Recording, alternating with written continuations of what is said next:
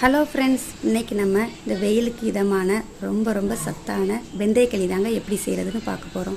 இதை நம்ம அடிக்கடி செஞ்சு சாப்பிட்டா உடம்புல உள்ள சூட்டெல்லாம் குறைச்சி எப்போதுமே உடம்பு குளிர்ச்சியாக இருக்குங்க.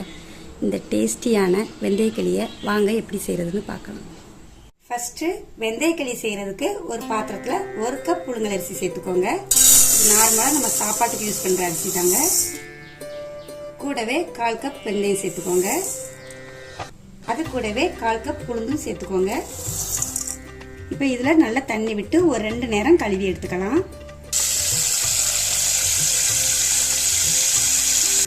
நல்லா கழுவி எடுத்தாச்சுங்க. இப்போ இது மூழ்கிற அளவுக்கு தண்ணி ஊற்றிக்கலாம். இப்போ இதை ஒரு 3 மணி நேரம் ஊற வச்சு எடுத்துக்கலாம். 3 மணி நேரம் ஆகுதுங்க. நல்லா ஊறி வந்துருக்குது. இப்போ இதை நம்ம அரைச்சி எடுத்துக்கலாம். நான் கப்பில் அளவு அளந்து எடுத்துருக்கேன். நீங்கள் இதுக்கு பதிலாக டம்ளர் கிண்ணம் எதுனாலும் அளந்துக்கலாம். இப்போ இதில் உள்ள தண்ணியை வடிச்சிட்டு ஒரு மிக்ஸி ஜாருக்கு மாற்றி நல்லா நைஸாக அரைச்சி எடுத்துக்குவோம். இதில் உள்ள தண்ணியவே ஊற்றி அரைச்சி எடுத்துக்கலாம். மாவு நல்லா அரைச்சாச்சுங்க. அரைகிறப்போ நல்லா பொங்கி அரைஞ்சி வரும். அந்த அளவுக்கு அரைச்சி எடுத்துக்கோங்க.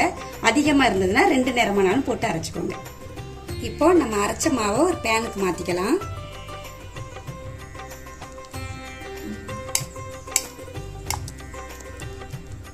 இந்த மாவு கூட ஒரு 4 கப் தண்ணி ஊற்றி நல்ல கட்டிகள் இல்லாமல் கரைச்சி எடுத்துக்கலாம். 4 கப் தண்ணி ஊற்றி நல்ல கட்டிகள் இல்லாமல் இப்படி கரைச்சி வச்சுக்கோங்க.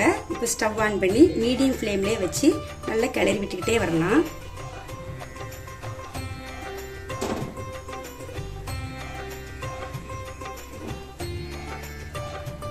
பாதி அளவு நல்லா திக்காகி வந்திருக்குங்க. இன்னுமே நல்லா கெட்டியாக வரணும்.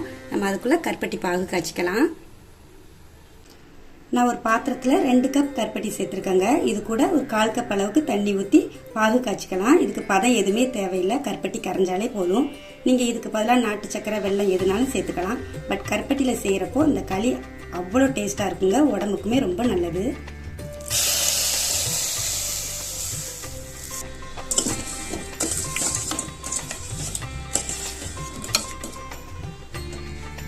நல்லா கட்டியாகி வந்திருக்குங்க. இப்போ இந்த ஸ்டேஜில் நம்ம ரெடி பண்ண கருப்பட்டி பாகு ஊற்றிக்கலாம்.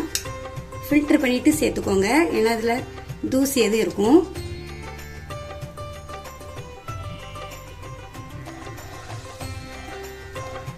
இப்போ இதையும் நல்லா கலந்து விட்டுக்கலாம்.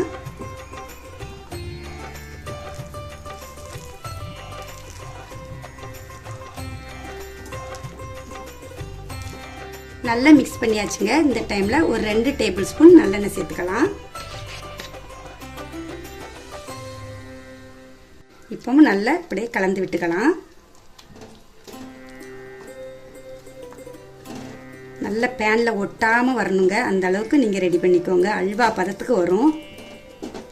மீடியம் ஃப்ளேம்லேயே வச்சு மெதுவாக கிளறி விட்டுட்டே இருங்க. கூடவே வாசனைக்காக 1/4 டீஸ்பூன் ஏலக்காய் தூள் சேர்த்துக்கோங்க. இதையும் நல்லா மிக்ஸ் பண்ணிக்கலாம்.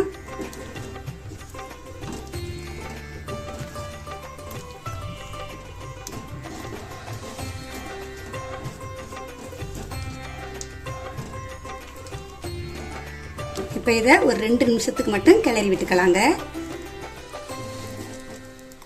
இப்போ கடைசியாக ஒரு 2 டேபிள் ஸ்பூன் நல்லெண்ணெய் சேர்த்துட்டு நல்லா மிக்ஸ் பண்ணிவிட்டு ஸ்டவ் ஆஃப் பண்ணிடலாம். நல்லெண்ணெய் சேர்க்குறது நம்மளோட விருப்பம் தாங்க. கூட குறைய சேர்த்துக்கலாம்.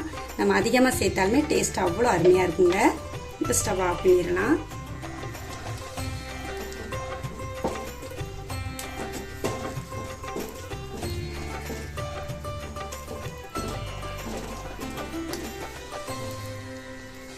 பாருங்க, கிண்டுறப்போ பேனில் ஒட்டாமல் அல்வா மாதிரியே இருக்குது.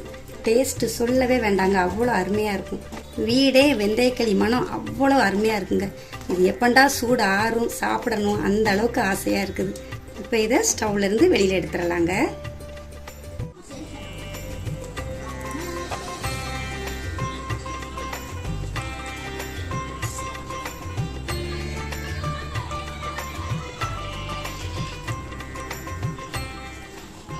இந்த வெயில் காலத்தில் உடம்புல உள்ள சூட்டெல்லாம் குறைச்சி உடம்பு எப்போதுமே குளிர்ச்சியாகவே இருக்கும்.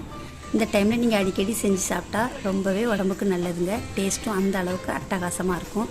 இதே மாதிரி நிறைய வீடியோஸ்க்கு நம்ம வீட்டு சாப்பாடு சேனலை மறக்காமல் சப்ஸ்கிரைப் பண்ணிக்கோங்க. நன்றி.